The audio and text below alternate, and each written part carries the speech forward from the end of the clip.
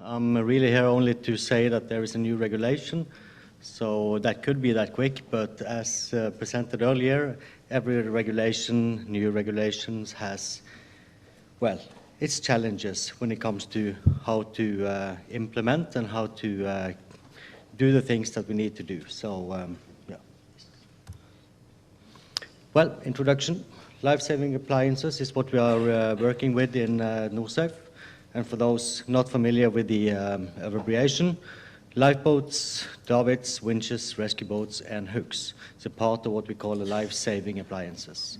So, during the last decade or two, there's been a lot of accidents, a lot of detentions, lots of losses, and especially the accident situation have called for new regulations, and that's what we have been doing the last maybe 10, 20 years. So, in 10 years ago, there was something called the MSC 1206. That one came up with a continuation of a previous circulation. Things goes a little slow in these forums, and came up with 7 different reasons for lifeboat accidents. I've tried to mark 3 of them red, because the 3 of them is what is mostly related to competency fields.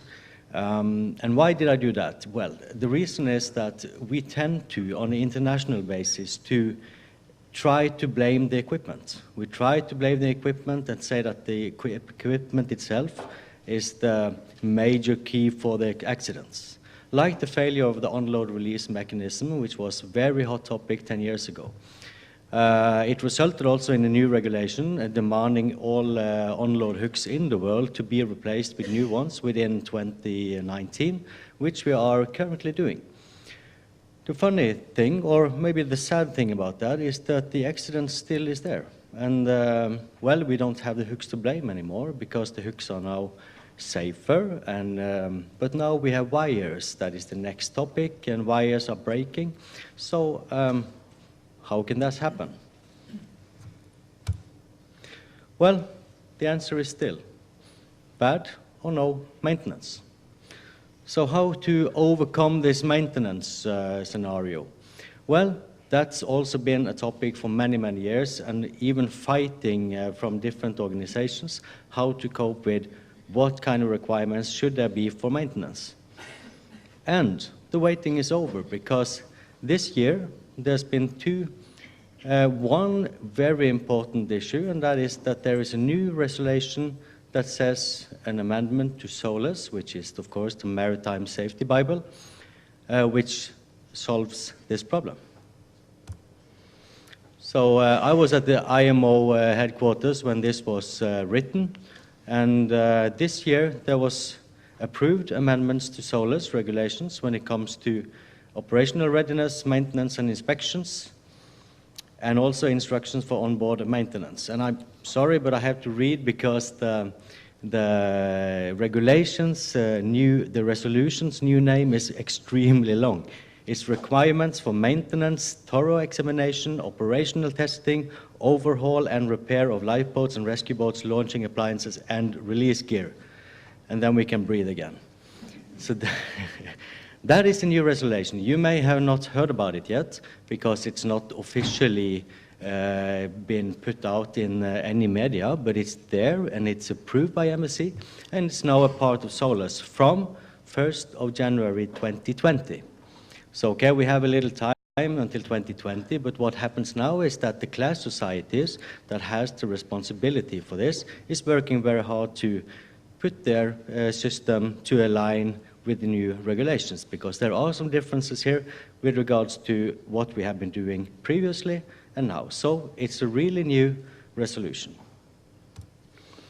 Well, I give you the basics of the resolutions. We really do not have the time to take all the details, but a very simple basic outline. It's still 5-year cycles for inspections.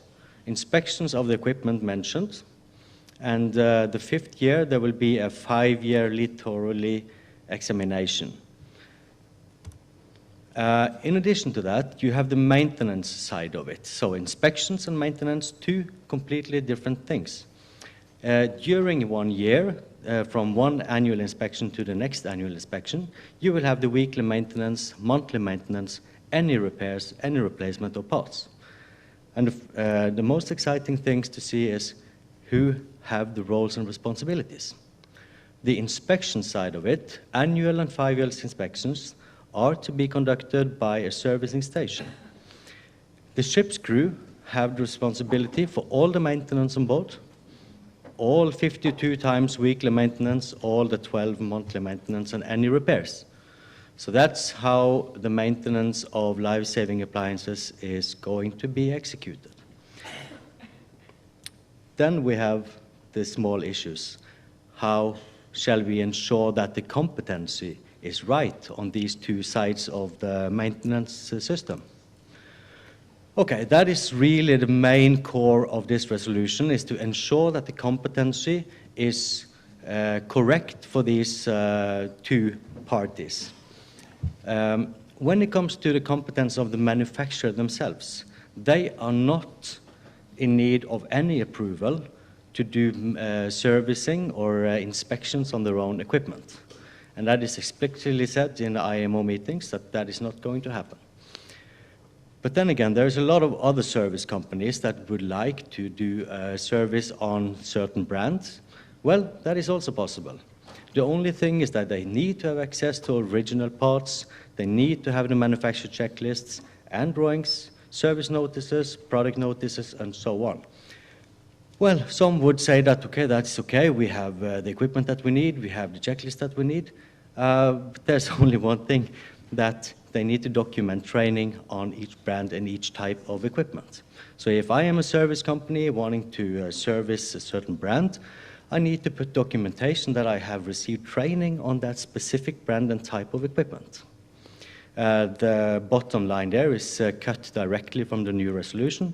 Training shall include practical training, and using the equipment for which the personnel are to be certified.